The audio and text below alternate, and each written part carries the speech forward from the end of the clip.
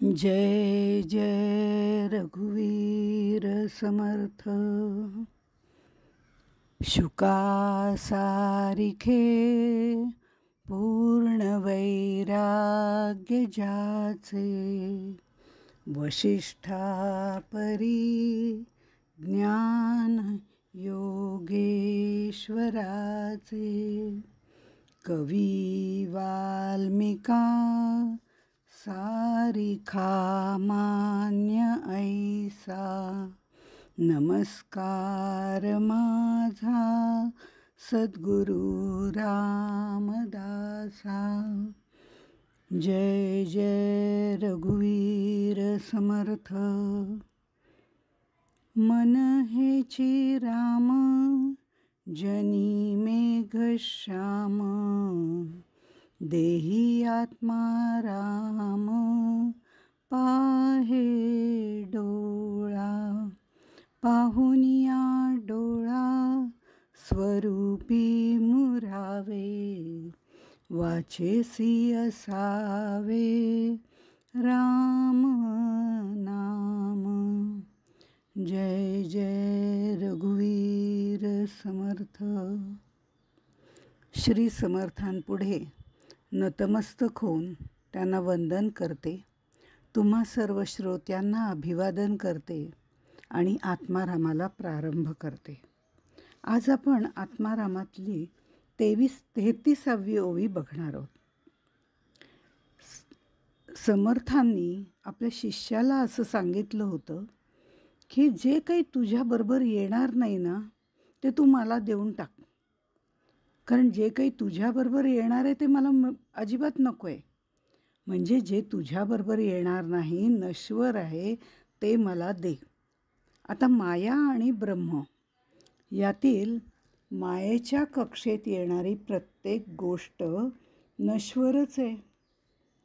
पण हेही तितकंच खरं आहे की मायेचा त्याग करायला, माया म्हणजे एखादी लौकिक गोष्ट नाही आहे की आणली, उचलली, घेतली आणि टाकून दिली, असं तिथे नाही आहे।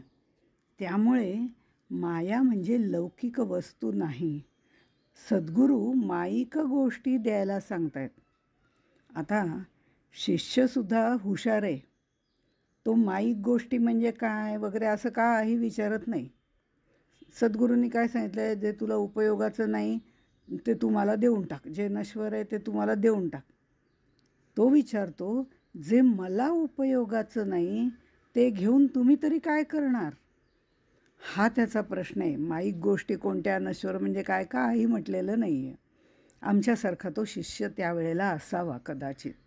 त्यामुळे जे मला उपयोगाचं नाही ते तुम्ही तरी घेऊन काय करणार, हा प्रश्न त्याचा आहे।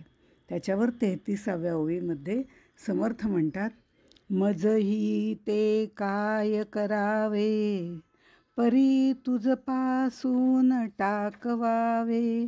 तुआ टाकिले तरी न्यावे, तुझ समागमे श्रीराम। अरे नाशिवंत घेऊन मला तरी काय करायचं आहे, पण तुला टाकून द्यायचं आहे म्हटल्यानंतर आता मी ते कुठे टाकू, कुणाला देऊ, असं आपल्याला प्रापंचिक माणसाला नेहमी वाटत असतं। हे अजून चांगलं आहे खरं म्हणजे, टाकून कशाला द्यायचं हे तर वाटतंच, पण आता सद्गुरूंनी सांगितलं आहे देऊन टाक म्हणून, तर मग कुणाला तरी देऊया ना। म्हणजे कुणाला देऊ, कुठे देऊ, काय करू, असे जर काही तुला प्रश्न पडत असतील म्हणून मी म्हटलं मला देऊन टाक, म्हणजे तुला काही प्रश्न येणार नाही। आता हे नाशिवंत घेऊन सद्गुरूंना तरी काय करायचं आहे खरं म्हणजे, पण अशाश्वत गोष्टी टाकल्यास की आपोआप तू त्या मी तूपणापासून मुक्त होशील। देह उपाधीमुळे तुला जे माझं तुझं करण्याची जी सवय लागली ना, ती आधी मुळामध्ये दूर होईल।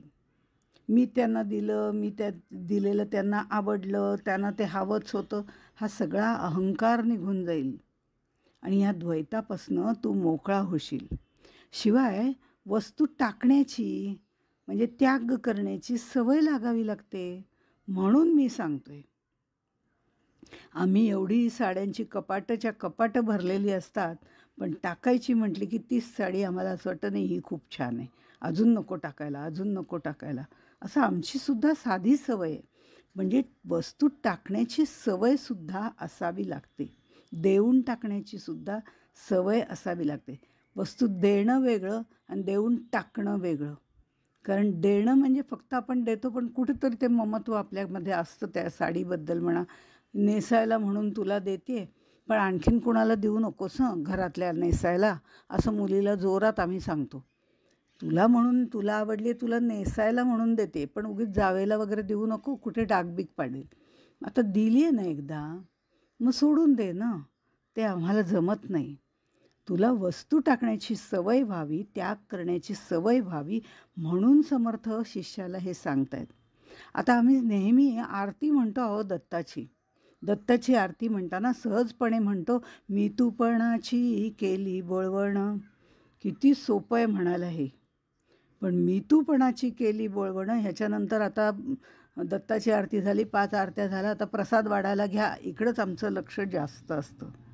पण मी तू पणाची केली बोळवणं इतके वेळेला म्हणून सुद्धा आम्ही तिथे अद्वैताची प्रतिष्ठापना करूच शकत नाही. हे म्हणणं सोपं आहे, पण अद्वैताची प्रतिष्ठापना करणं आपल्या हृदयामध्ये अत्यंत अवघड आहे. नाशिवंत सद्गुरूंना द्यायचं म्हणजे खरोखरीच वस्तू उचलून द्यायची आहेत का? तर तसंही मुळीच नाही. समर्थ त्याच्यापुढे सांगतात, ते तुझ्या घरातलं सगळं उचलून माझ्या मठात कुठे ठेवायचं? मठातही तेवढी जागा नाही आहे. मग त्याची आवश्यकता नाही आहे. ते उचलून द्यायचं नाही आहे. त्या वस्तूवरचं स्वामित्व, ममत्व ते बदलायचं आहे. आणि फक्त स्वामित्व आणि ममत्व बदलायचं आहे आणि तो सद्गुरूंचाच कृपाप्रसाद आहे, भगवंताचंच आहे असं समजून त्याचा ट्रस्टी म्हणून सांभाळ करायचा आहे. म्हणजे फक्त मालकी हक्क बदलायचा आहे. एखादी गोष्ट आपण दुसऱ्याच्या नावावर करून देतो तेव्हा मालकी हक्क त्याचा होतो. अहो, मध्ये खूप मोठं घर घेतलं आणि नंतर ते दुसऱ्याच्या नावावर ट्रान्स्फर केलं. काही देण्या घेण्याचा व्यवहार नाही, समजा आपण असं म्हणूया मुलाच्या नावावर ट्रान्स्फर केलं. आता आपला त्या घरावरचा हक्क नाहीसा होतो, म्हणजे त्यावरचं ममत्व नाहीसं होणं महत्त्वाचं आहे.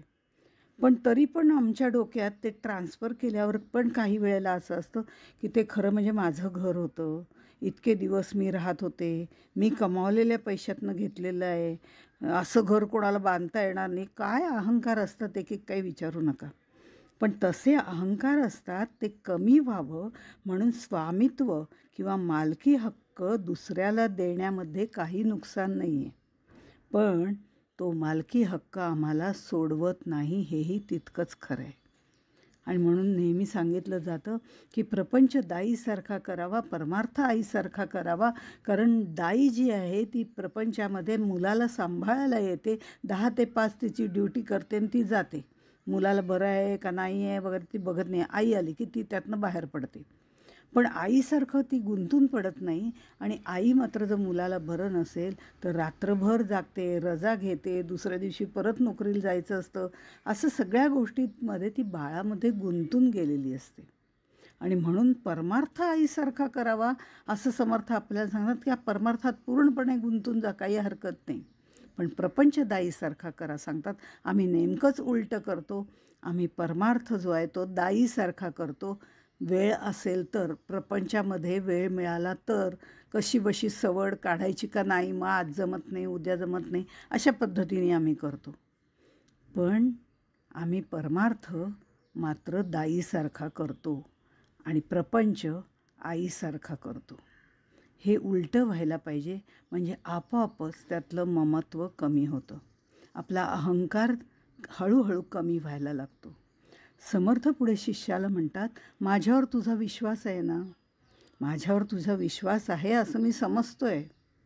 एकदा तू मूळ स्वरूपाला गेलास ना की तुझ्या लक्षात येईल अरे की यात तुझं काही नुकसान झालेलं नाही, उलटा तुझा फायदाच फायदा आहे.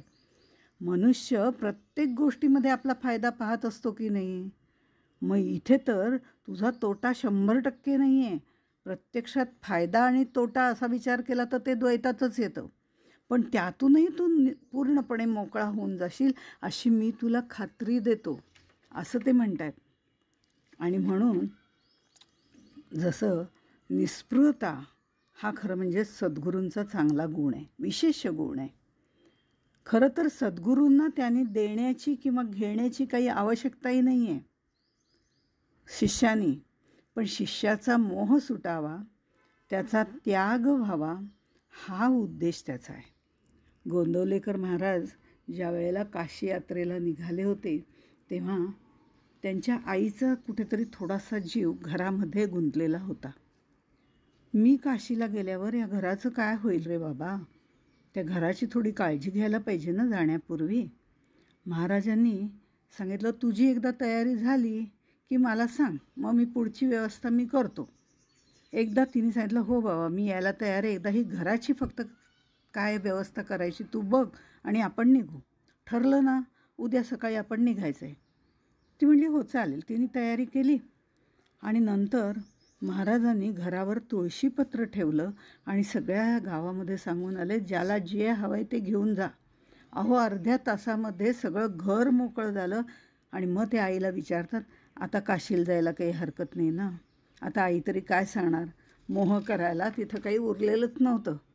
तसं मालकी हक्क दुसऱ्याला दिला की आपोआपच आपलं त्याच्यावरचं स्वामित्व कमी होतं आणि स्वामित्व कमी झालं की ममत्व दूर जातं. म्हणून साधकाने आपल्यातलं स्वामित्व सोडण्याच्या दृष्टिकोनातनं समर्थांनी हे सगळं सांगितलेलं आहे. पंचभूतांपासून निर्माण झालेला आपला देह, एकूणच निर्माण झालेली कोणतीही गोष्ट म्हणूया, नश्वरच असते, नष्ट होणारी असते.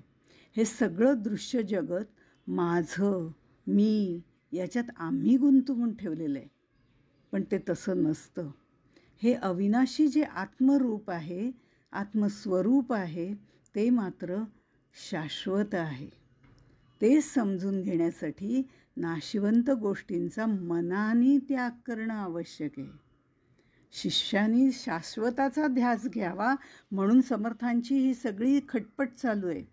अहो शिष्यानी कशाला, आमच्यासारख्या साधकांनी सुद्धा, आम्ही साधक तर नाही अजून बद्धच आहोत, पण तरीसुद्धा मी जनरल स्टेटमेंट करते की साधकांनी सुद्धा प्रामाणिकपणे सातत्याने आत्मपरीक्षण केलं पाहिजे, स्वतःवर लक्ष केंद्रित केलं पाहिजे आणि आपली कुठे कुठे घसरण होते आहे हे आपल्या लक्षात तेव्हाच येतं जर आपण व्यवस्थित विचार केला तर. आपण कशा कशात अडकून पडलो आहे याचा आपण आपल्याच मनाशी विचार करायचा आहे आणि हळूहळू आपणच आपला त्याग करायचा आहे. त्यासाठी दुसऱ्या कोणाची गरज नाही, दुसऱ्या कोणाला सांगायची गरज नाही. त्यातून सावरण्यासाठी सद्गुरू काय सांगतात इकडे मात्र लक्ष द्यायला पाहिजे. म्हणजे आपला अहंकार, आपलं ममत्व, आपलं स्वामित्व कसं कमी करता येईल हे आपल्याला लक्षात येतं. समर्थ 34व्या ओवीमध्ये असं म्हणतात, अरे भूषण भिक्षेचे सांडिले आणि राजपद प्राप्त झाले, तरी तुझे काय गेले सांग बापा श्रीराम.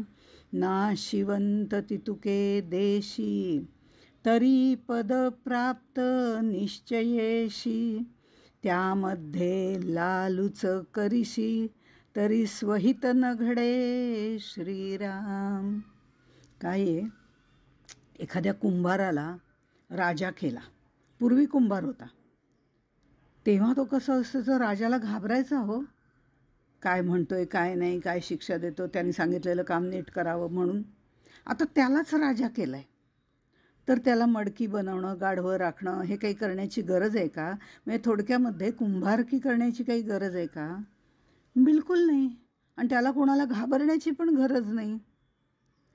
त्याचा दृष्टांत जर आपण विचारात घेतला तर थोडासा याच्याशी संदर्भ लावता येईल. अरे भूषण भिक्षेचे सांडिले, तर भिक्षा मागणं हे साधूचं भूषण आहे. समर्थ म्हणतात भिक्षा म्हणजे अमरवल्ली. त्या बाबतीत भिक्षा म्हणजे भीक मागणं नव्हे, पण उदरनिर्वाहासाठी भिक्षा मागणारा दरिद्री असतो. त्याला राजपद दिलं तर त्याला भिक्षा मागण्याची गरज नाही हे मला माहिती आहे. भिक्षेचं सुद्धा काय आहे, भिक्षा, दारिद्र्य आणि श्रीमंती हे वेगवेगळे विषय आहेत. भिक्षा मागणारा साधू जेव्हा असतो, म्हणजे मी मगाशी म्हटलं उदरनिर्वाहासाठी भिक्षा मागणारा म्हणजे भीक मागणारा दरिद्री असतो. पण भिक्षा मागणारा साधू निर्भयपणे भिक्षा मागतो. कारण तो उदरनिर्वाहासाठी मागत नाही, केवळ शरीर धारणेपुरतं मागतो. काय हवं काय नको याचा काही संबंधच नसतो. उदरनिर्वाहासाठी भिक्षा मागणं हे संकुचितपणाचं आहे, भित्रेपणाचं आहे. आणि श्रीमंतीमध्ये ताठा अभिमान जो असतो तो मायेच्या प्रपंचात आम्ही जे सतत सगळं मागण्याचा, मिळवण्याचा, साठवण्याचा हा सुद्धा आमचा भिकारपणाच असतो. श्रीमंतीचा ताठा अभिमान असतो हेही चुकीचं आहे. म्हणजे भिक्षा मागताना भिक्षा साधू मागतोय का कोणीतरी संकुचित वृत्तीने भीक म्हणून मागतोय हा फरक जसा आहे ते दारिद्र्य वेगळं आहे. आणि साधूचं भिक्षा मागणं ही अमरवल्ली असं समर्थांनी म्हटलं आहे, ती मात्र पूर्णपणे ताकदीचं काम आहे. साधूची भिक्षा आणि दरिद्री माणसाची भिक्षा यात फरक आहे. आणि श्रीमंतीचा तर नेहमी अभिमान असतो की मी भिक्षा देतोय, मी सगळ्यांना सगळ्यांचं पालनपोषण करतोय, असं ज्याला त्याला वाटत असतं. मी एवढी देणगी दिली, मी तेवढी देणगी दिली, हेही चुकीचं आहे. हे अहंकाराचं आहे. हे श्रीमंतीचं लक्षण आहे. श्रीमंत जो असतो तो भिक्षा देणारा असतो. हा फरक आहे पुन्हा. म्हणजे इथे आपण जर विचार केला तर आम्ही प्रपंचातली माणसं जी आहेत ती सतत काहीतरी मागतच असतो आणि मागण्या मागत असतो, मिळवण्याचा प्रयत्न करतो आणि साठवण्याचा भिकारपणाही करतो. तिन्ही गोष्टी आमच्यामध्ये आहेत. अन्नाचं दारिद्र्य, संपत्तीचं दारिद्र्य, अज्ञानाचं दारिद्र्य, जन्ममरणरूपी दारिद्र्य हे सगळं आमच्याकडे आहे. म्हणजे भिक्षेच्या बाबतीतलं जसं मी म्हटलं की भिकारपणा आम्ही करतो तसं ही सर्व दारिद्र्यही आमच्यामध्ये आहेत. ह्या दोन गोष्टी आमच्यामध्ये निश्चित आहेत आणि अहंकाराची श्रीमंती आमच्याकडे आहे. हे सगळं सुद्धा सोडून द्यायला पाहिजे.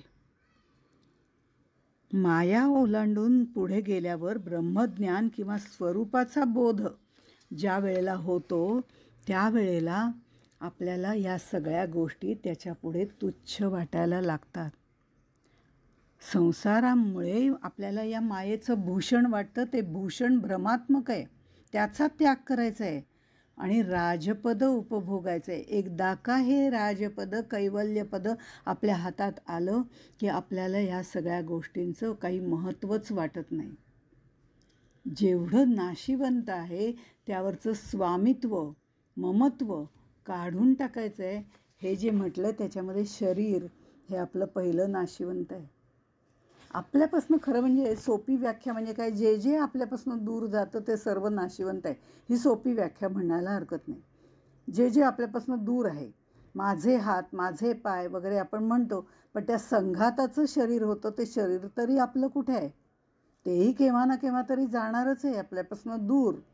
त्यामुळे आपण म्हणतो मुलगा माझा आहे, मुलगी माझी आहे, कितीही प्रेमाची असतील, कितीही आपल्याबरोबर त्यांचं छान चाललेलं असेल, सूर जुळत असतील, पण कधी ना कधीतरी ती शरीराने आणि मनाने दूर जाणारच ना. कधी कधी ती शरीराने परदेशात वगैरे जातात, कधी कधी आम्ही आमच्या मायेने त्यांना इथंच राहा म्हणतो, हेही चुकीचं आहे. त्यांचं जे काही भवितव्य आहे ते त्यांना घडवण्यासाठी आपण मध्ये पडू नये, हा एक भाग झाला. पण कधी कधी ते त्यांच्याच संसारात इतके रममाण होतात की ते मनानेही आपल्यापासून दूर जातात. याचा अर्थ त्यांचं आमच्यावर प्रेम नाही असं नाही. ते आपल्यावर भरपूर प्रेम करतात, आपणही त्यांच्यावर भरपूर प्रेम करायचं आहे, पण गुंतून पडायचं नाही आहे, ममत्व ठेवायचं नाही आहे. लव विथ डिटॅचमेंट असं जे म्हटलं जातं त्याप्रमाणे आम्हाला असं वाटतं की त्याचं भवितव्य मी घडवणार आहे, पण असं मुळीच नसतं. जो तो आपलं प्रारब्ध घेऊन आलेला असतो, आपण त्याचं प्रारब्ध घडवण्याच्या बाबतीत जी मदत करतो ते फक्त निमित्त मात्र असतं. जे घडणार असतं त्यातला एक दुवा आपण असतो. ते प्रारब्ध तो घेऊनच आलेला असतो, आपण फक्त निमित्त मात्र असतो. भगवंतानी अर्जुनालाही सांगितलं, हे सगळेजण खरं म्हणजे मेलेलेच आहेत, निमित्त मात्र भवसव्यसाची असं त्यांनी म्हटलेलं आहे. अशा तऱ्हेने ज्या वेळेला आपल्याला कळतं की आपण फक्त निमित्त मात्र आहोत, त्यावेळेला हळूहळू आपलं ममत्व त्यांच्यावर प्रेम करता करता सुद्धा हळूहळू ते कमी करता येतं. ममत्व कमी करायचं आहे, हे इथे सांगितलेलं आहे. त्यांच्यावरती जो आपण मालकी हक्क प्रत्येक वेळी दाखवत असतो की हा माझा आहे, हे माझा मुलगा आहे, माझी मुलगी आहे, ते स्वामित्व कमी करायचं आहे. हळूहळू ते त्याच्या बायकोकडे द्यावं ना स्वामित्व, हळूहळू तिच्या नवऱ्याकडे द्यावं ना. काय बिघडलं? आपण त्यातनं दूर व्हायला पाहिजे. हा जो सर्व भाग आहे, हा सुद्धा एक प्रकारचा त्यागाचाच भाग आहे, प्रापंचिक त्यागाचा. आता हे सगळं झाल्यानंतर तुला राजपद उपभोगायचं आहे असं जेव्हा शिष्याला म्हटलं जातं, त्यावेळेला शिष्याला असं वाटतं, वा मग काय, मला आता सगळंच मिळालं. तो शिष्य म्हणे जी दिधले, स्वामी म्हणती पद लाधले. आता तू आपुले, काही मानू नको श्रीराम. इतके स्वामी बोलिले, आज्ञान घेऊन निघाले. तव शिष्ये आक्षेपिले, विनीत होऊनी श्रीराम. इतके स्वामी बोलिले, आज्ञा घेऊन निघाले, असाही एक पाठ आहे, आणि आज्ञा न घेऊन निघाले असाही पाठ आहे. त्याचा आपण विचार करूया. मुळात अर्थाकडे आधी जाऊया. शिष्य मोठ्या अभिमानाने म्हणतो, तुम्ही म्हणाला होतात ना नाशिवंत ते मला दे, प्रत्यक्ष द्यायला नको, ममत्व सोडलं की नाशिवंत आहे ते सगळं तुम्हाला दिलं. अहो, आता ही गोष्ट इतकी सोपी आहे का? बोलाचीचं कढी बोलाचाचं भात, जेवून या तृप्त कोण झाला. ही गोष्ट इतकी सोपी नाही. घर दार पैसा अडका मान मरातब ह्या गोष्टी सोडून द्या. ते कदाचित आपण सहजी देऊ शकू असं म्हणू, तेही सोडता येत नाही. पण तेही इतक्या सहजी देणं शक्य आहे का याचाही विचार करावा लागतो. पण इथे शिष्य म्हणतो, तुम्ही मागितलं मी दिलं, इतक्या सहजपणे सांगतो. मग सद्गुरूही त्याला सहजपणे म्हणतात, हो ना, मग तुला आढळपदसुद्धा मी दिलं. तुला जे शाश्वत ब्रह्म म्हणायचं होतं ना, ते मी तुला दिलं. आता मी निघतो. सद्गुरू निघतात, पण कोणी कोणाला काय दिलं? म्हणून मी मगाशी म्हटलं, बोलाचीचं कढी बोलाचाचं भात, जेवून या तृप्त कोण झाला. ह्यांनी म्हटलं मी दिलं, त्यांनी म्हटलं मी घेतलं, सगळं संपलं. आता वास्तविक शिष्याला काही मिळालेलं नाही. एखादा शिष्य असता जरा अज्ञानाने वेढलेला, तर तो म्हणाला असता, वा माझं काम झालं ना. सद्गुरू म्हणाले मी तुला सगळं दिलं, तुला ब्रह्मपद दिलेलं आहे, सद्गुरूंनीच मला आशीर्वाद दिलेला आहे, आता श्रीगुरूंनंतर मीच. ही सुद्धा भावना तो 10 लोकांना बोलवून टाकतो. त्यांनी मला सगळं दिलं आहे ना त्यांचं, त्यामुळे वारसा हक्काने त्यांचं पदसुद्धा नंतर मीच त्यांच्या गादीवर बसणार, इथपर्यंतसुद्धा त्याची मजल जाऊ शकते. हाही अहंकारच आहे. पण इथे गुरु शिष्यांची परीक्षा पाहत आहेत. शिष्य जर खरंच साधक, नम्र, श्रद्धावान असेल तर त्याच्या लक्षात येतं की नक्की गुरूंना काय म्हणायचं आहे. गुरु म्हणतात मी पुढच्या प्रवासाला निघालो असं म्हटल्याबरोबर शिष्याच्या डोक्यामध्ये प्रकाश पडला. अरे, हे निघालो म्हणत आहेत, यांनी मला खरं तर काहीच दिलं नाही, मला काही समजलंही नाही.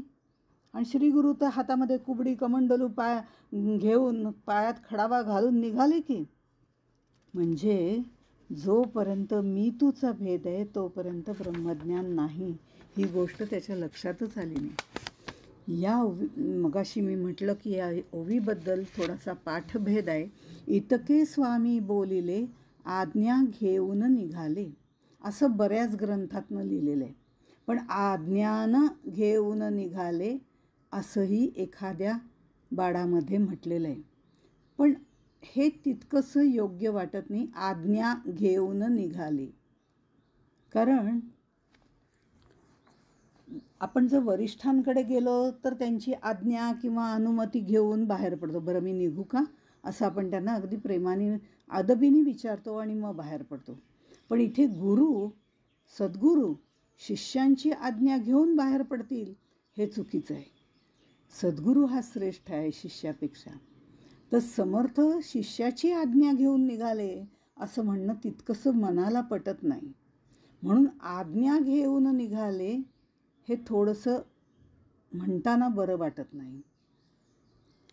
पण शिष्याने नाशिवंत दे म्हटल्यानंतर मी दिलं असं सांगितलं आणि त्यांच्या लक्षात आलं की शिष्याला यथार्थ ज्ञान नाही, तो अजूनही अज्ञानाच्या बद्ध पातळीवरतीच आहे, तेव्हा कदाचित आता अज्ञान घेऊन निघाले असंही होऊ शकतं, की त्याचं सगळं अज्ञान आहे हे डोक्यामध्ये ठेवलं, याला तर काही ज्ञान देण्यात अर्थ नाही, हे मनामध्ये ठेवून ते बाहेर पडले.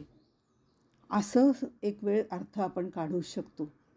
पण अज्ञान असाही पाठभेद काही ठिकाणी आहे. म्हणजे आज्ञा घेऊन निघाले, आज्ञा न घेऊन निघाले म्हणणं पण नाही, आणि पुढचं जे आहे ते अज्ञान घेऊन निघाले, असे 2-3 पाठभेद त्याच्यामध्ये आहेत. पण ठीक आहे, आपण त्या भानगडीत न पडता आपल्याला एक गोष्ट लक्षात येते की आता मी निघतो असं म्हणून ते बाहेर पडलेत.